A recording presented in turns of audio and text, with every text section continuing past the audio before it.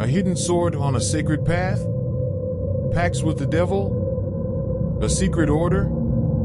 Meeting a saint? Today, we're diving into a true story that could totally snag an Oscar for Best Fantasy Film. In fact, the tales we're discussing have already become famous books you might have read. It's time to delve into the magical journey of the best-selling author, Paulo Coelho. Growing up, Paulo had a rough relationship with his dad. Coming from an upper-class family in Rio, he was brought up strictly to look good in the neighborhood and set an example for his relatives. From the get-go, his dad, Pedro, enrolled him in a conservative Catholic school to learn about good manners and traditions. Plus, his dad really wanted him to be an engineer and limited his choices, not digging the idea of having a writer in the family, considering it would be a disgrace. Interestingly, as a teen, Paulo already wrote down in his diary his ambition to become the most famous writer of the 20th century. But his dad controlled his schedule and punished Paulo whenever he rebelled, sparking intense arguments and even bouts of rage and depression in our pal Paul Rabbit. In his youth, Paulo also had a phase of intense experimentation, including drugs like weed, LSD, and hallucinogens, and even explored his sexuality, experiences he says were crucial in his quest for self-discovery and freedom. This clash between a rebellious young guy and a strict father was Paulo's first real battle in the path of defending his dreams. But things came to a head one night when his dad warned him about coming home late. Paulo ignored it, came back drunk, and smashed the window to get in when he found the door locked. The next day, his dad had him forcibly admitted to a psych ward where he underwent electric shock therapy to cure his madness. Crazy, right? And you thought your parents were annoying when they gave you a hard time for sticking a fork in a socket as a kid. In many interviews, Paulo has mentioned that it was a very difficult period of his life. In addition to the electric shocks in his body, he was constantly doped by doctors with powerful medications that made him completely lose track of time. Somehow, he managed to escape the asylum 3 times, and on his last attempt, he used his last bit of cash to buy a bus ticket on his way to Bahia, so no one could find him. Bahia! Bahia! Bahia! There, he met a nun, Sister Dulce, the good angel of Bahia, who fed him and helped him get back to Rio. By the way, here's a fun fact. Sister Dulce was canonized by Pope Francis in 2019, becoming the first Brazilian saint. If God isn't Brazilian, Saint Dulce definitely is.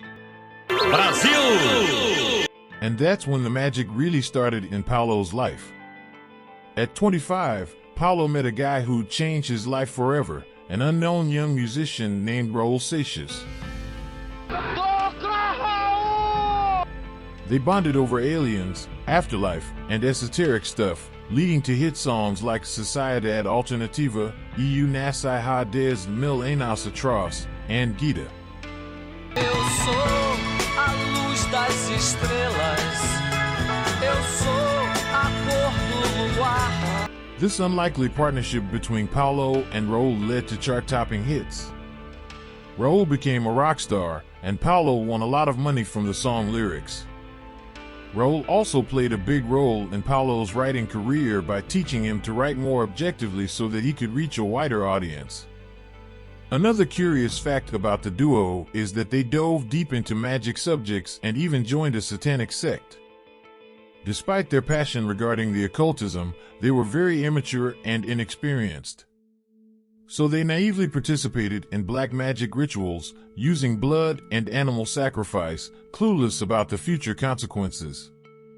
As Paulo has already said in interviews, we were only a couple of 20-year-olds that didn't really believe this invisible world actually existed.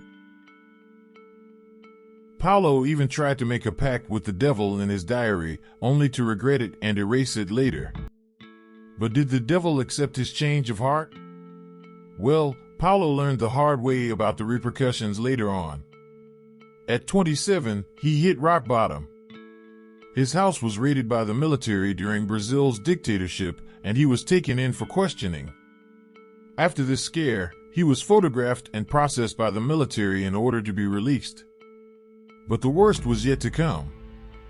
Right after, when taking a taxi back home, the car is chased by two other vehicles, and Paulo Coelho is once again kidnapped by armed men.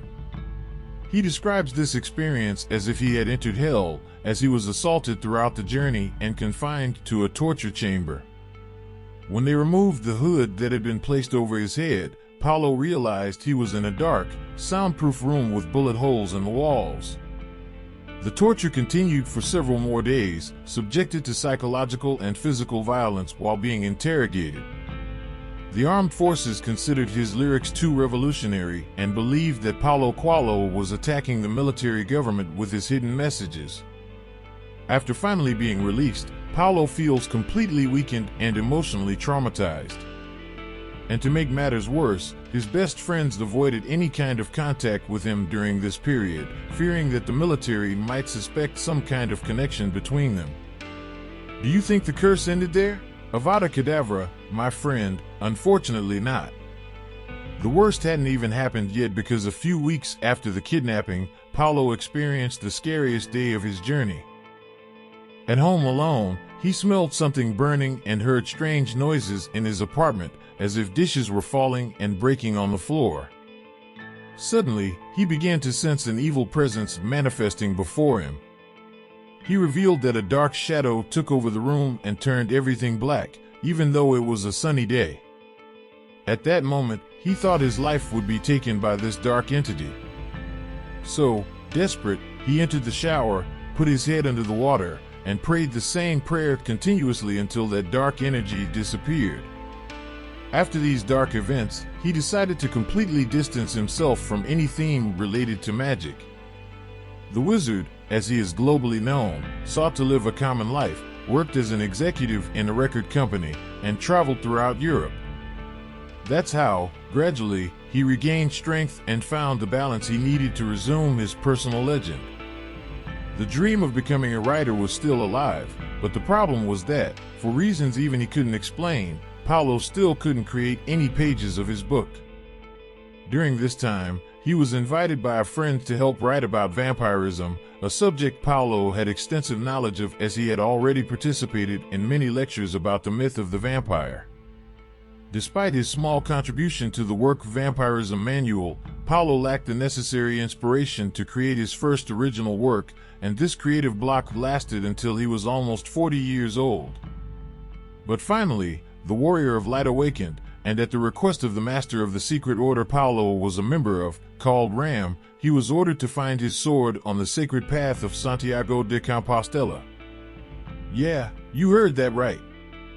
During a visit to a concentration camp in Germany, Paulo had a vision of the silhouette of a man that quickly disappeared.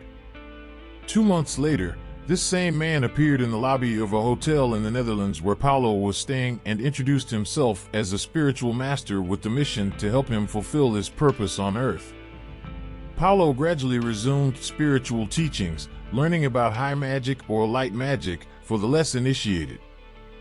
Thus, after completing some tasks at the request of his master, he was finally prepared to achieve a higher degree in the secret order and receive his sword. And if you're thinking the sword is a symbolic metaphor, know that we're talking about the actual weapon. That cuts. Like for real. A sword. However, to prove his worthiness to receive the sword, he still had to fulfill a great mission to explore the sacred path of Santiago de Compostela. This is a famous pilgrimage of about 800 kilometers that takes an average of 30 days to complete. Our big rabbit hopped from France until he reached the Cathedral of Santiago in Spain. And he managed to find his sword hidden at the end of the journey. But the best part is that it was precisely this long pilgrimage that gave rise to his first book, The Pilgrimage, released in 1987. This story narrates both the physical and spiritual journey of Coelho on the Camino de Santiago and the challenges faced to fulfill the Ram tradition. After its publication, The Pilgrimage did not initially have a great impact. However, it was a crucial step for Coelho as it paved the way for his next and most famous book, The Alchemist. Paulo Coelho's story is truly a great hero's journey, don't you agree? A kid considered crazy who had the courage to fight the good fight and achieve his dreams. In fact, many newspapers of the time mocked his irreverent way, at times going to cinema and theater doors dressed in a black cape and holding a sword to promote his book and attract readers. But it was in 1988 that his life began to truly change, and he achieved that childhood dream of becoming the most famous writer of the century. Ironically, The Alchemist was also not an immediate sales success. Its first edition only sold 900 copies, and the initial publisher decided not to reissue the book. Imagine how bad they must be feeling now, huh? Suckers. Disappointed but undeterred, Paulo moved to a larger publisher, called Rocco. From then on, success happened gradually, and the work gained international attention, becoming the most translated Brazilian book of all time in about 92 languages and remaining at the top of the New York Times bestseller list for many years. However, despite these extraordinary results and being a bestseller to this day, Paulo Coelho was one of the Brazilian writers most persecuted by literary critics. For several decades, his writing was harshly criticized by intellectuals who claimed he wrote poorly, used a poor vocabulary, and he had good sales only because his readers were stupid. But the response came in great style, and in 2002, the Brazilian Academy of Letters elected him to join the most important association of writers in the country and become an Immortal of Letters. Coelho was also honored with a noble title to become a member of the French knighthood and appointed by the UN as the messenger of peace thanks to the inspiring self-knowledge message in his books. Today, Paulo Coelho continues to live his personal legend, with 33 published books, becoming a billionaire and residing in Switzerland with his wife.